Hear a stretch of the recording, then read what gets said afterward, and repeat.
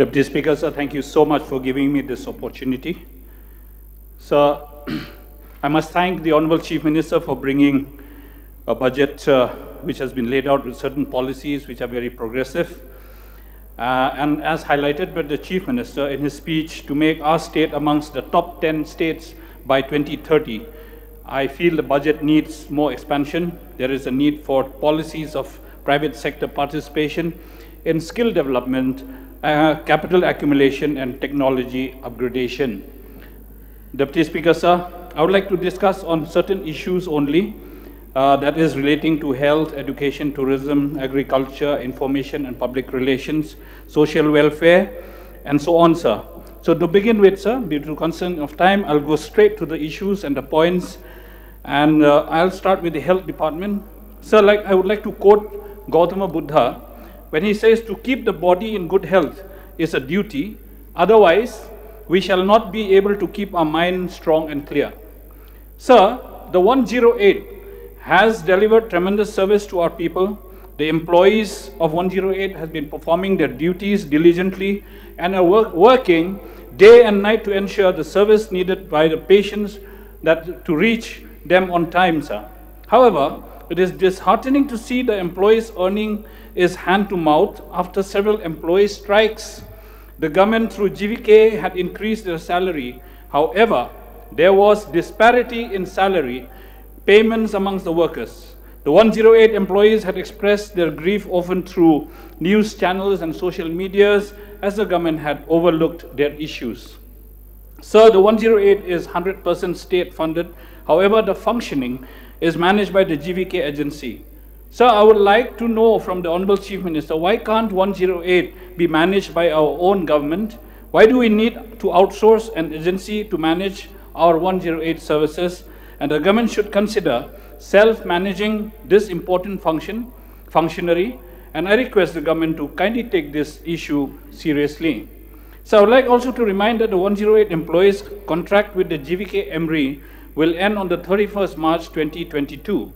So I would like to know from the Honorable Chief Minister, what will be the work status of these employees after the 31st of March 2022? So there are 43 108 ambulances in 43 constituencies. It would be much appreciated if the government can increase 108 services to all the 60 constituencies. And respected Deputy Speaker, sir, through you I plead the government to regularize the work of all the 108 employees, as they had contributed considerably to the state, especially during the COVID-19 pandemic. Respected sir, there is also a nascent need to upgrade the Dangar PHC to the CHC, as it is located in the international border, and this PHC also caters to about 40 villages.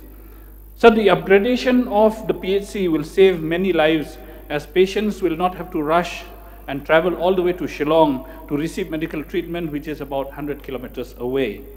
So next I'll come to education. So the future of our society lies in the hands of our teachers, and they play a big role in shaping and molding the minds of our children who are our future.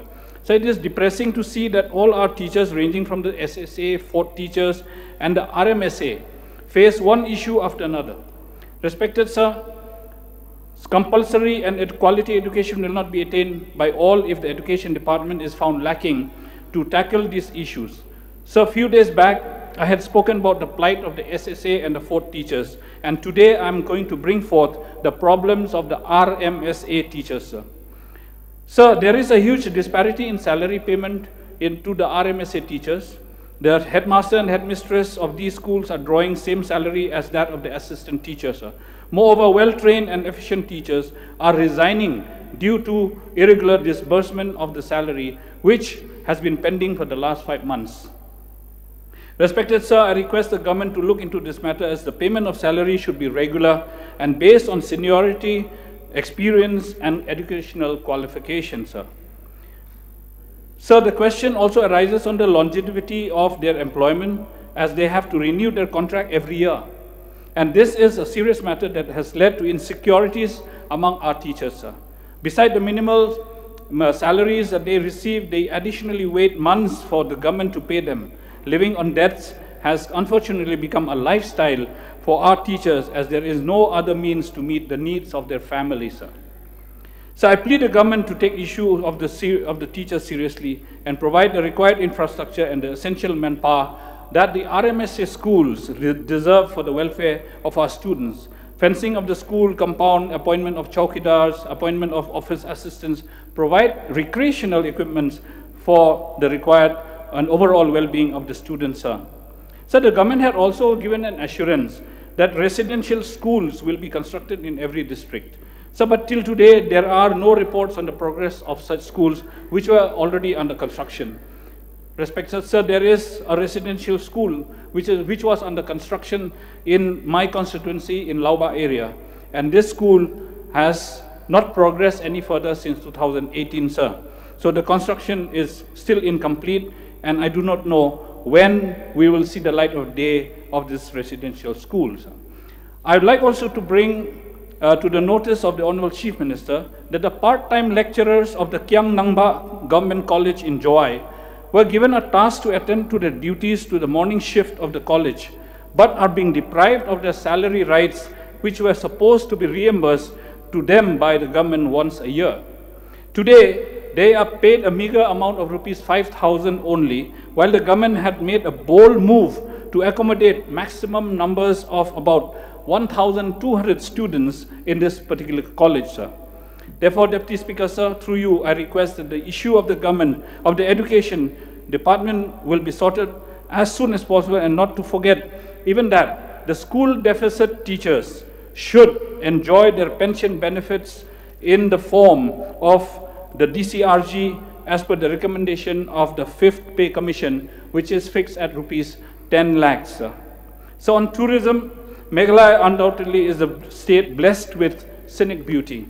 So Mausaram is a major attraction for charming caves and featuring giant stalagmites. So we have not heard much of any tourism development in Mausaram area, sir. So in Mausaram there are fossils of dinosaurs, giant reptiles like the Mosasaurus, sir, which has been living in this world for 76 to 66 million years ago.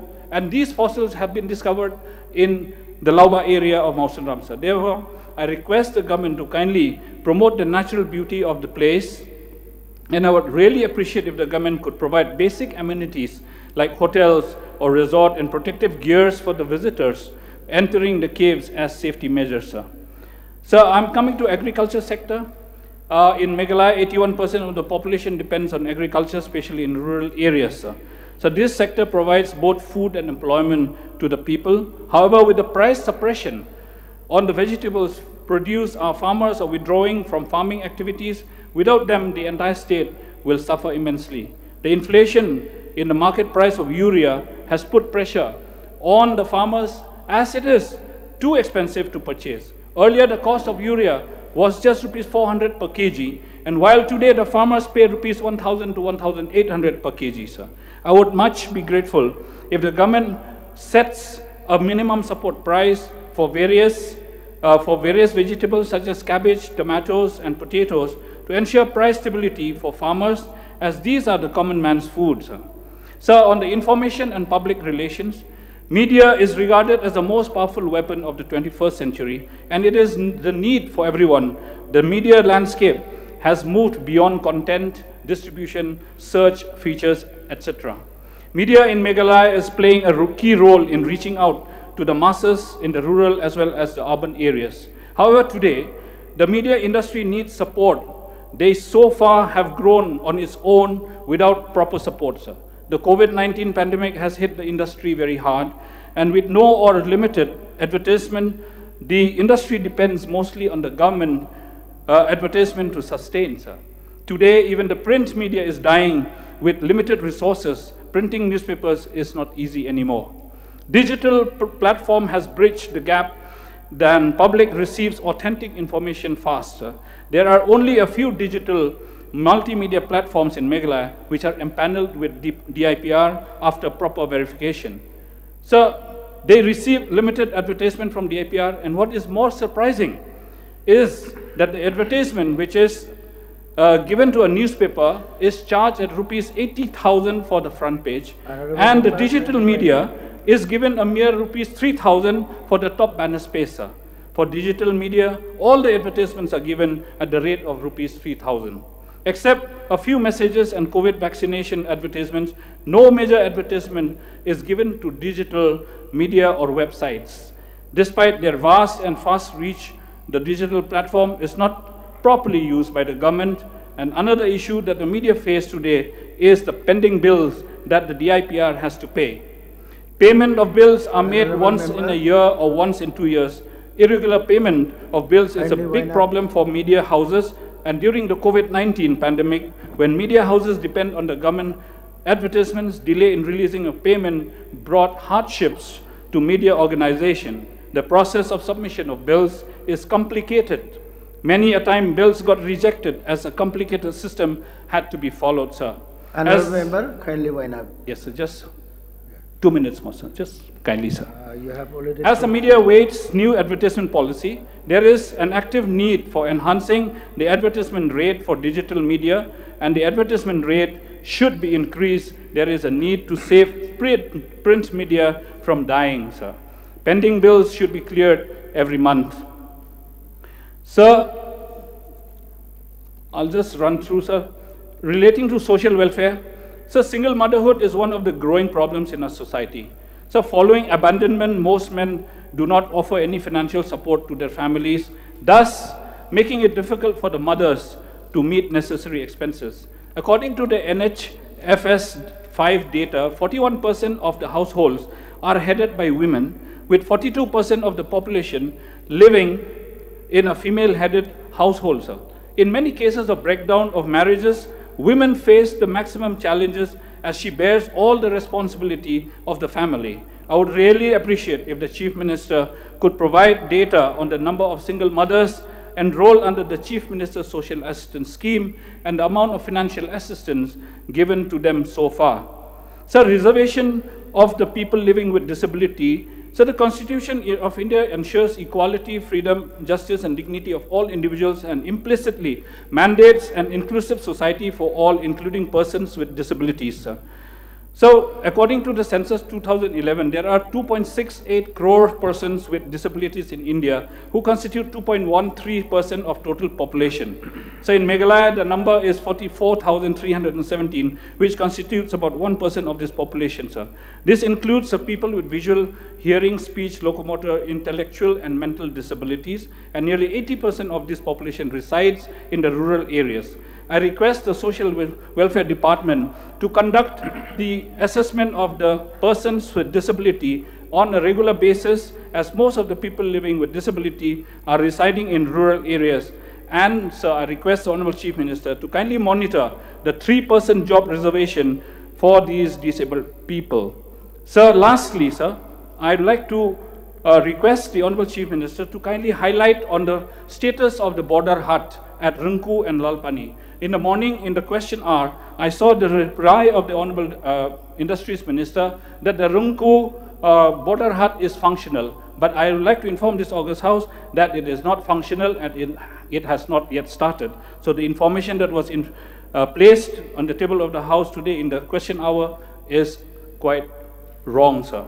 Lastly, I request the Honorable Chief Minister, time and again, I have reminded him to kindly remember Mausandram to be upgraded to the civil subdivision, and I would like to request him to kindly consider whenever he considers giving civil subdivision to others, let Mausandram be also on the priority list of the government. With these few words, I resume my seat. Thank you, sir.